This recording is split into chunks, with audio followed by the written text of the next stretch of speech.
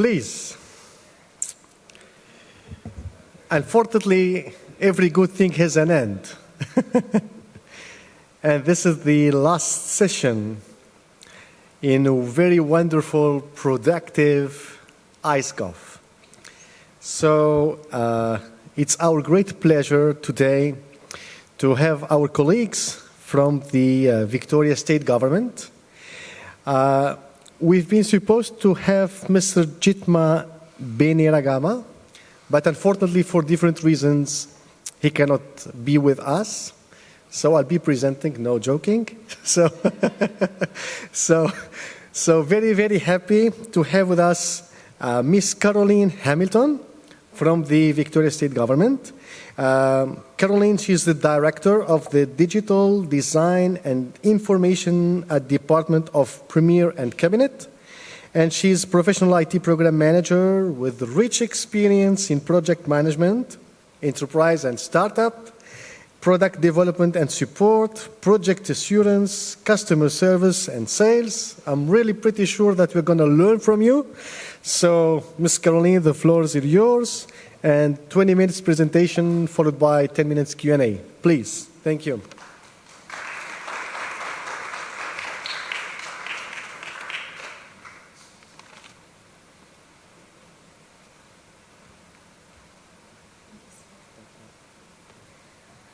Didn't trip coming up the stairs, which is always a great start. I would just like to acknowledge the traditional owners of the land on which we are meeting. I pay my respects to their elders past and present, and the Aboriginal elders of other communities who may be here today. I'm Caroline Hamilton, Director of Digital Design and Innovation at the Department of Premier and Cabinet. I have been asked to step in at the last minute, so I will be somewhat dependent on my notes today, but hopefully everything will go well. Digital is a medium that is rapidly changing how the world works. It has the power to connect. Equally, it has the power to divide. Digital has the power to remove barriers and provide equitable access while also creating silos and disadvantage.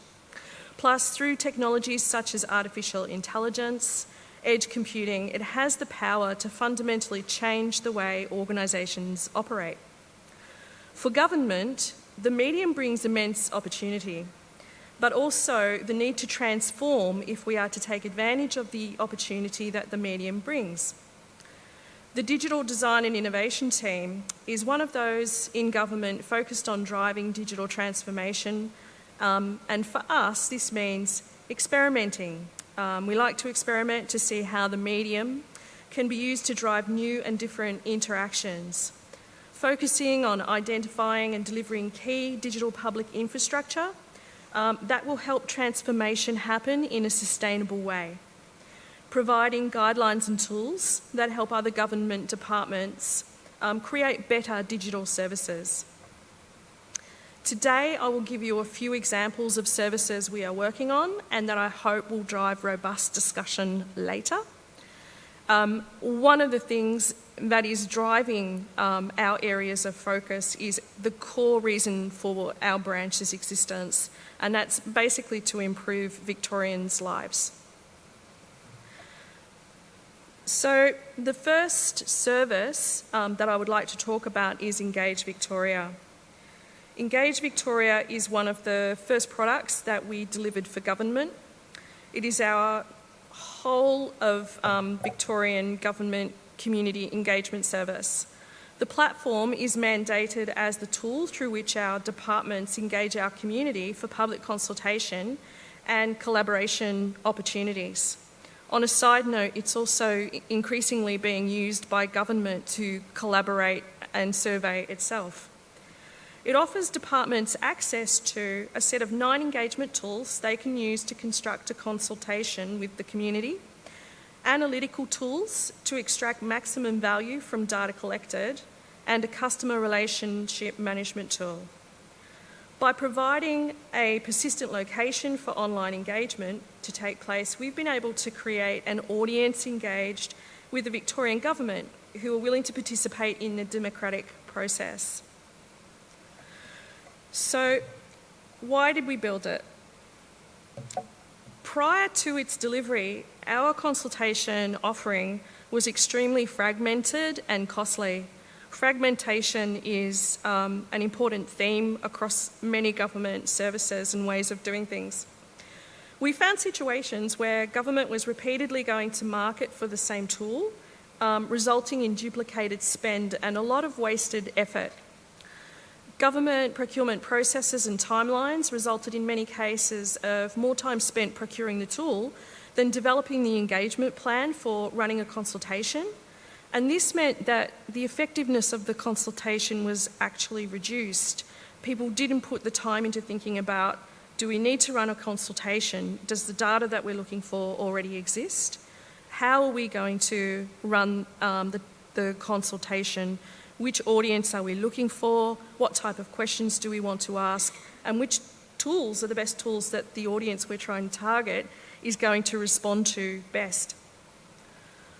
Although the argument for using Engage or creating Engage Victoria was going to be easier if purely based on financial measures, the solution that DDI put forward was not about cost.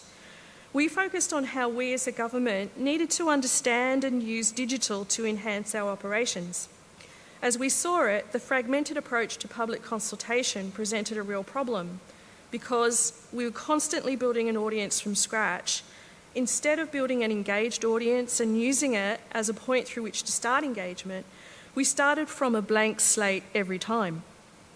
In many cases, once a consultation was carried out, the gathered data and customer lists were archived and never used again. And like most real problems, there were real opportunities that we saw for government. Using the connective power of digital to engage with our audiences and provide them easy ways to engage with us. Using greater processes and analytical capability and digital tools brings better analysis to the data that we capture.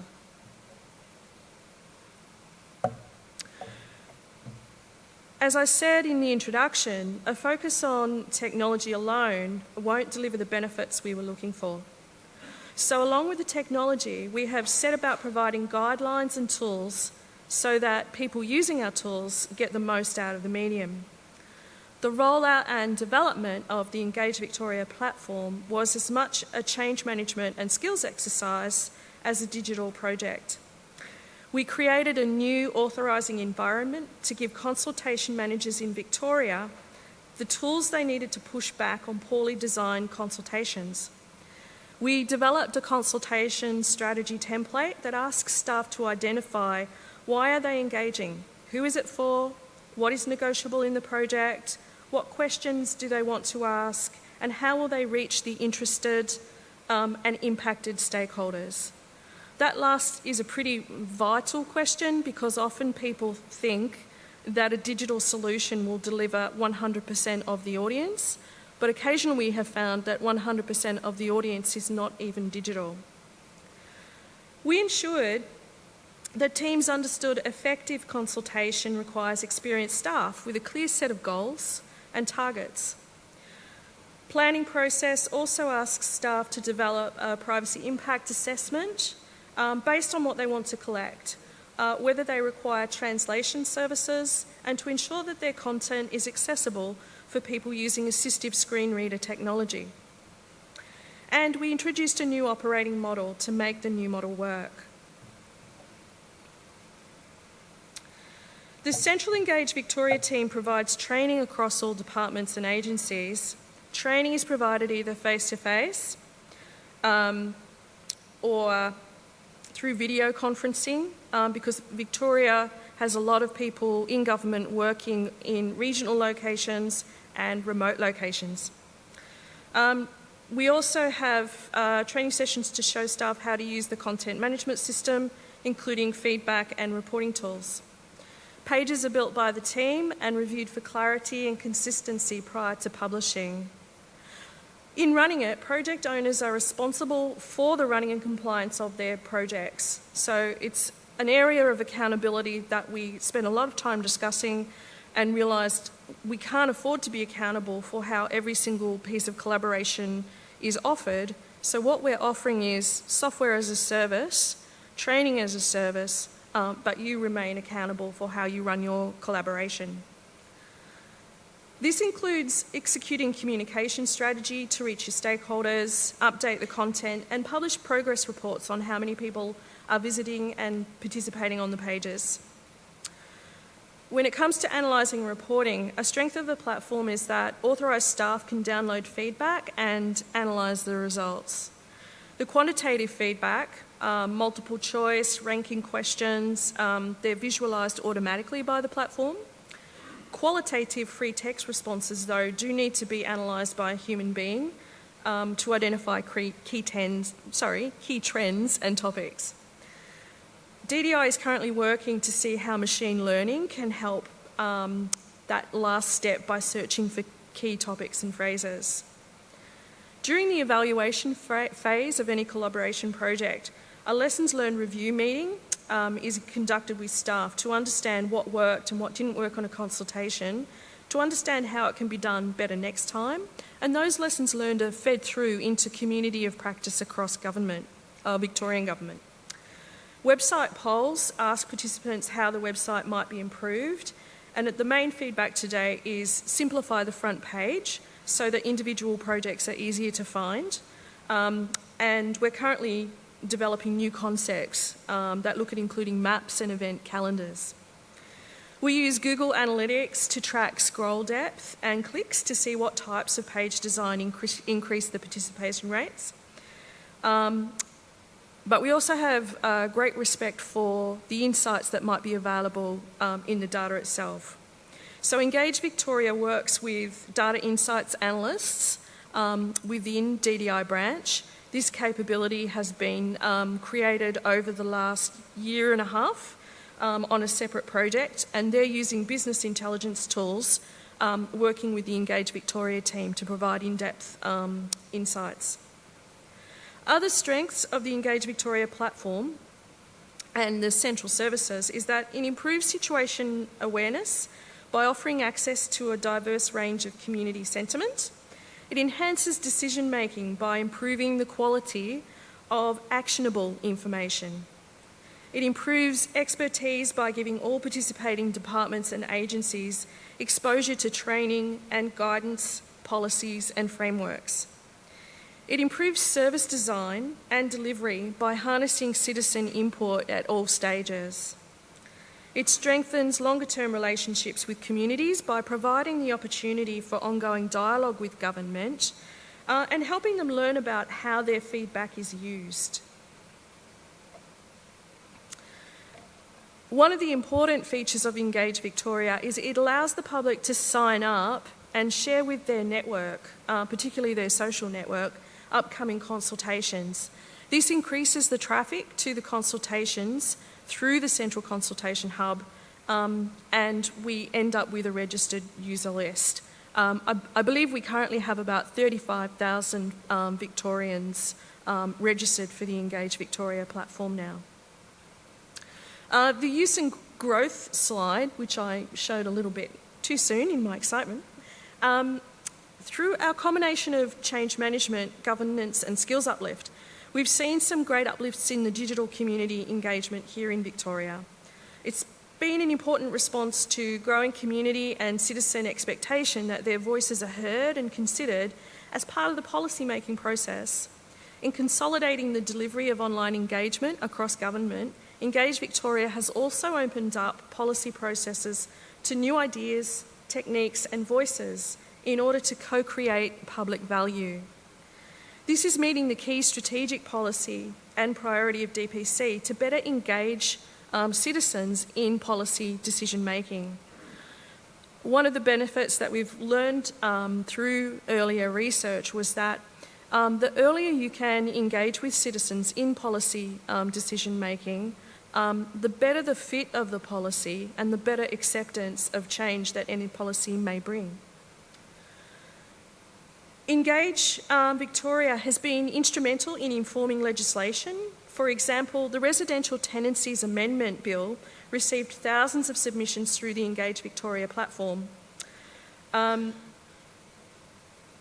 It went on to introduce 130 reforms to improve the rental sector. Our branch has also just finished a consultation on the Gender Equality Bill that is due before Parliament early next year.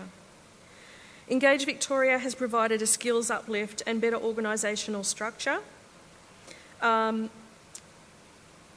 is that 5 minutes to go?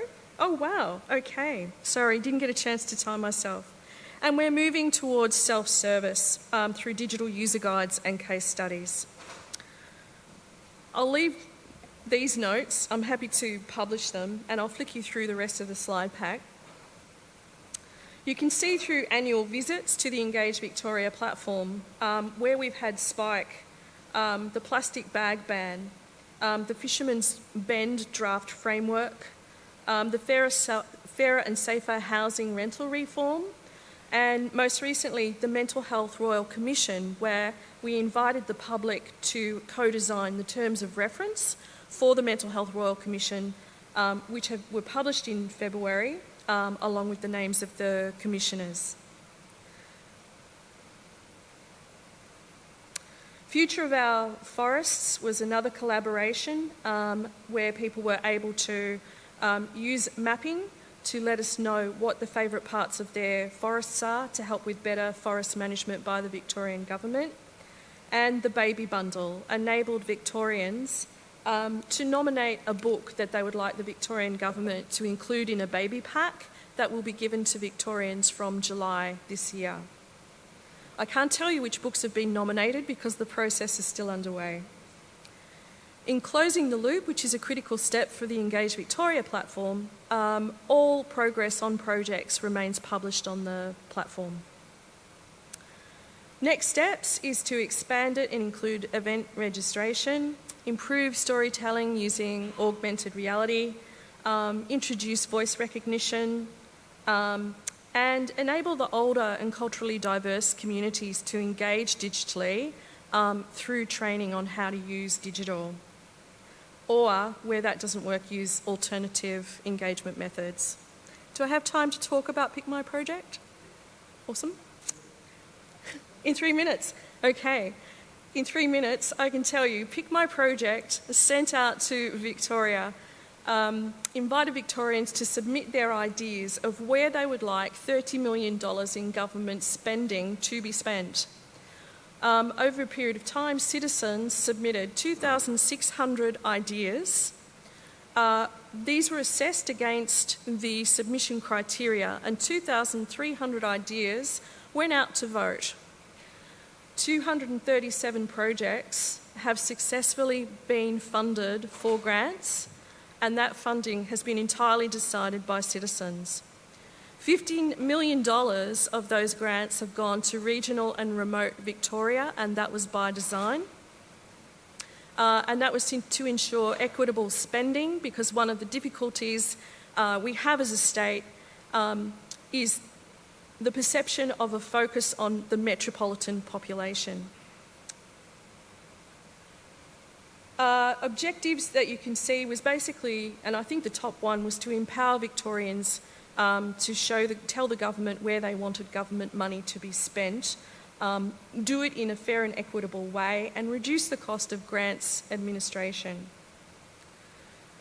A minimum of 30 projects was shown in any geographic location, so in remote areas, the boundaries for what you could vote on might have been expanded.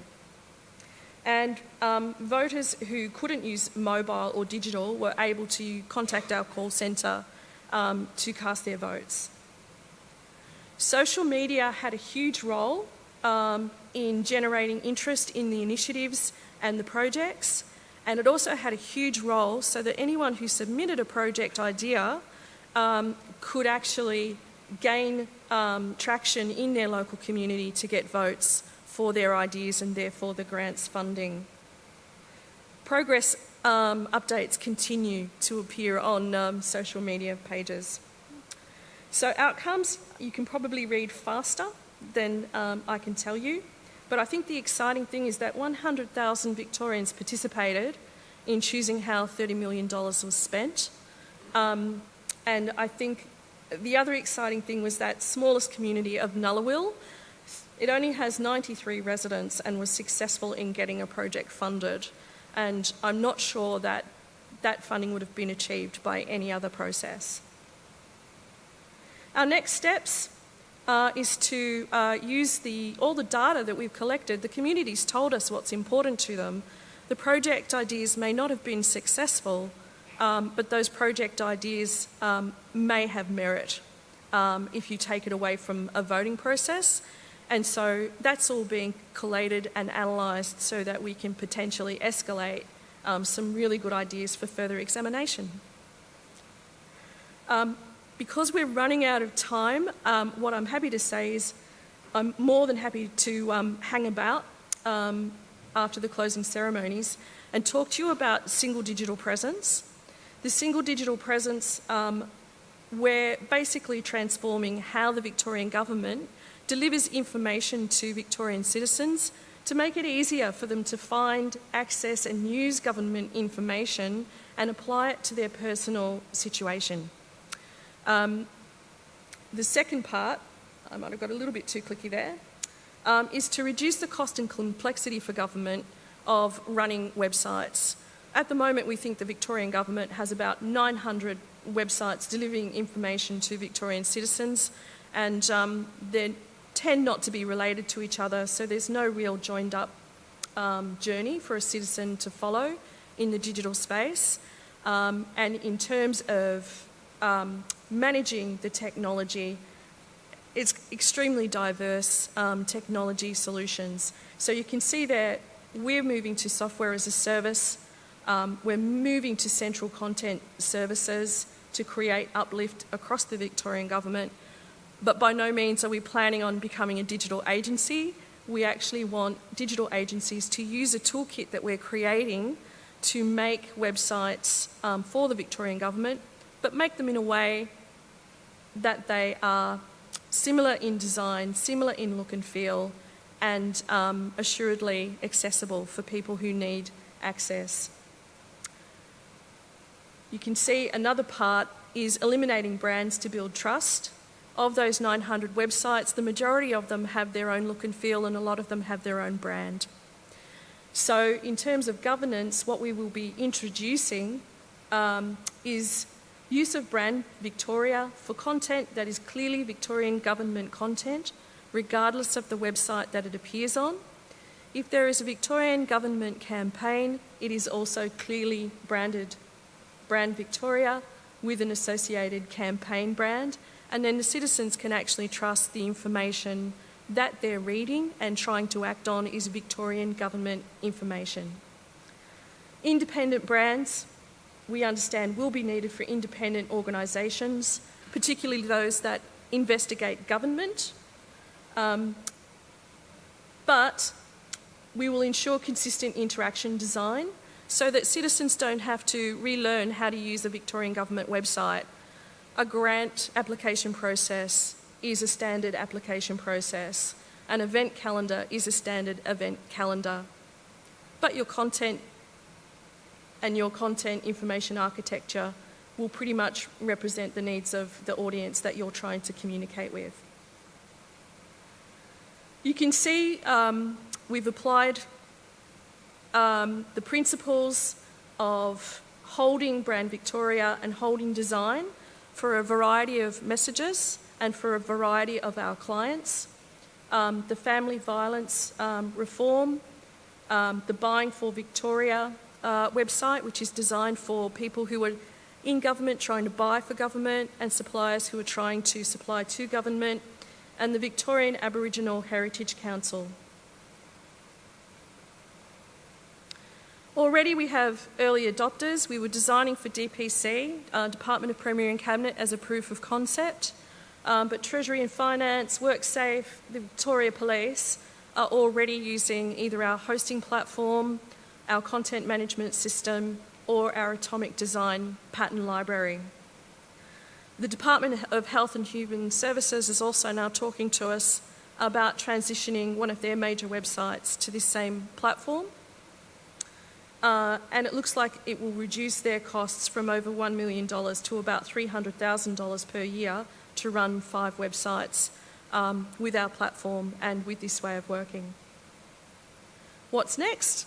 I'll let you read through that, but it's understanding how we might scale what's obviously going to be a practical solution for Victorian government website management, but also a really exciting solution for citizens so that they can actually get the information they're looking for really quickly and be able to use it. Citizens only interact with government because they have to, and so if we can make it easy, we're kicking some real goals. Thank you very much for your time. Apologies I had to race through those slides, but please come and talk to me. Interesting presentation. So now we'd like to open the floor for questions. So please raise hands.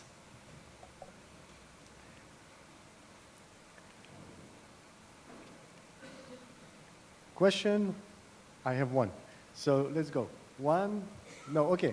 So I have one question. You have one, okay. So for the engagement of citizens, which is a little bit more complicated because when I look into experiences in Canada and we try to work on citizens' participation, what we found that people are not engaging in electronic platforms. So when it is a face-to-face meeting, the room will be full. But when you ask people to send comments and something like that, so you don't have this willingness from citizens. So how have you brought, again, these citizens to really engage electronically with the government of Victoria? I think part of why we've been successful is that the Engage Victoria platform and the Pick My Project platforms were all designed using human-centred design principles, co-design, so prototyping, user testing the whole way. The simplest things were user tested, including forms, because we're government, we can't get away from those. And where we learned that we were making it harder, not easier, we would pivot and we would change. I think using social for both the Engage Victoria solution and the Pick My Project solution has also been critical to getting that groundswell of support. And one of the benefits of the Pick My Project voting process was it literally lifted the number of registered users on Engage Victoria from about 7,000 to 35,000 because we had them come through the Engage Victoria platform to participate on the Pick My Project, only when we knew they were interested enough to vote though.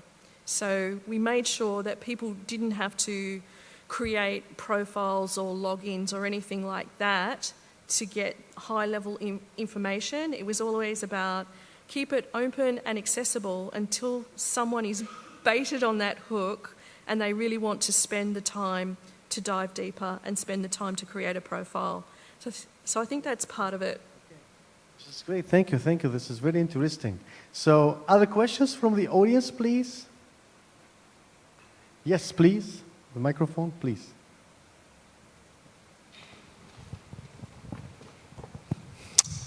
Thank you for your presentation. Have you faced any situation that people try to manipulate or misuse the platforms of participation? I mean, in Brazil we have some problems with public participation platforms that you can find automatized use to fake votes and support. And have you faced some situations in these platforms? Thank you. We really wrestled with the voting process and how do people authenticate who they are. And what we chose was they used their email address. So once they decided that they wanted to vote, they used their email address to actually create their voting profile. That kicked in when they were ready to choose the first project they wanted to vote for. They could choose 3 projects. So as soon as they shortlisted their first project idea, that was when we asked them would they like to register, and they could use their email address to do so. When they got to their third preferred project idea and were ready to submit all 3, that's when we went to a second SMS. We asked them to provide their phone number, and then we SMS them to say, you're trying to vote, is this your phone number? We realised we were still relying a bit on the honesty system, and so then what we had to do afterward was choose a percentage of those votes, and then have human beings get in contact to confirm that the people really were the people that they said they were. So it was a bit of a risk-based, if this percentage of people really are who they say they are, then we had a level of comfort that there was no fake voting or stacked voting, that I got more votes than someone else might have. Thank you. Thank you. Other questions from the audience? This is great. So please join me. Thank you. Thank you, Caroline. And we have a gift for ICEGOV too. Thank you very much. Thank you. So welcome. I'll need my... So now it's the end and announcement period. So very happy that we'll announce the ICEGOV 2019 Awards Committee Chair. Joao will make the presentation. Then we'll have Sumaya for the ICEGOV 2019 PC Chairs representative. Then we'll have Mark Grigory for the ICEGOV 2019 organizer. Then Delfina for the ICEGOV series coordinator. And then we'll have the announcement for ICEGOV 2020. So please, Joao, the floor is yours. Thank you.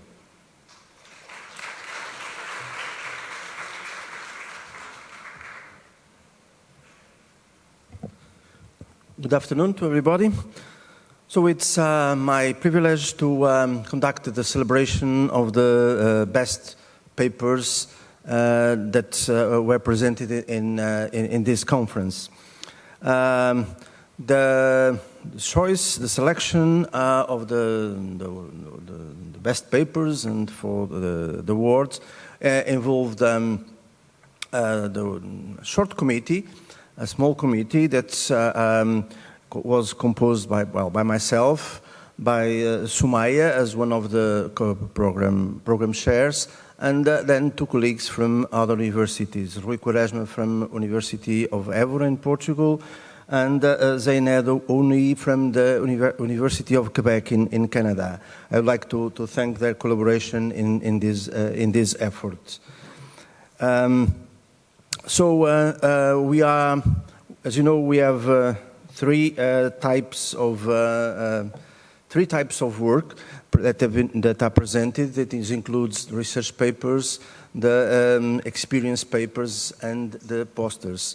Considering the nature of this conference, it's important to distinguish not just the research papers, but as well the experience papers, where the practitioners can bring in their own experience and share with the community. And of course, those works that are presented through posters, quite interesting way of communicating research results that normally we underestimate, but I think bring some color and to the conference when they are exhibited in the rooms. So for each of these types of research presentations, we will have 3 nominees and the winner. The winners will be well, besides a certificate, there will be a prize that is offered by Elsevier in terms of a voucher for books from this editor. We also established a schema for betting, but then I've been told that would not be appropriate in a conference. So we'll go directly to the... So in terms of posters, we had 41 submitted papers. And the 3 papers that have been nominated for the Best Paper Award are these 3. So, Convergence of Technology, Governance and Public Policy Towards Sustainable Development, the CRIG framework from Ajay Adala, the digitalization of custom administration and enterprises competitiveness in Madagascar from Boangi Rakotanirina and Arilanto Roelson. I'm sorry if I'm not pronouncing correctly. And the private sector as an e-government enabler from Ebsner Agbozo. And the winner of the best award, the winner of the best paper is this one. Is any of the authors present in the room? Please come forward. No? Okay, it's a pity. Let's move to the best experience paper.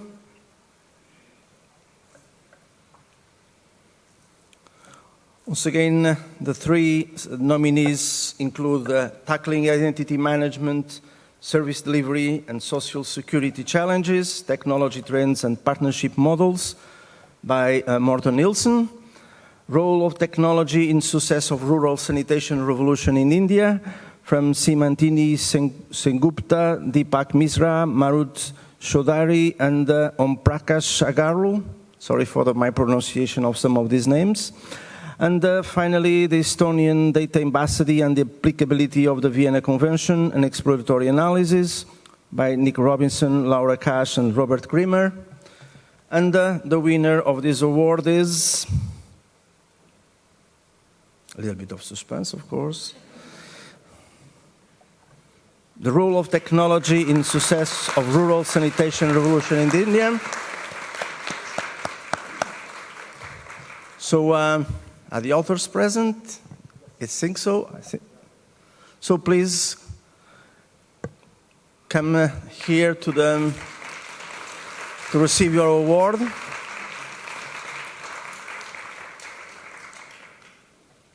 Please come up here. Please.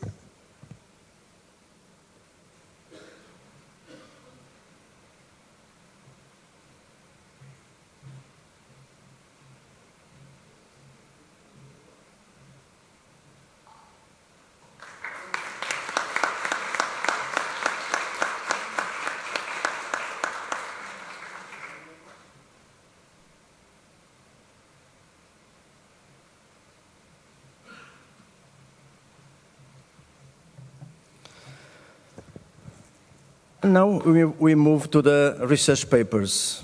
Well, among the 97 submissions, we had to select 3. As you can see, this is not a very easy task. So we took into consideration the classifications for each paper provided by the reviewers and their suggestions for the best papers. I'd like to send my thanks to the work of the reviewers. And then within the committee, we went through all these suggestions and made our own opinions. And then we selected. And the nominees are Study of E-Governments and Online Donors for Achieving Financial Resilience Post-Natural Disasters from Abhikesh Bell, Pankaj Dutta, and Meena Shaban. Agile Mechanisms for Open Data Process Innovation in Public Sector Organizations Towards Theory Building. So from Fatima Zaletti and Boyega Hoho. And finally, Toward an Enabler-Based Digital Government Maturity Framework, a preliminary proposal based on theories of change by Cesar Renteria, Ramon Gil Garcia, and Teresa Pardo. And the winner of the best research paper is the Agile Mechanisms for Open Data Process Innovation in Public Organizations.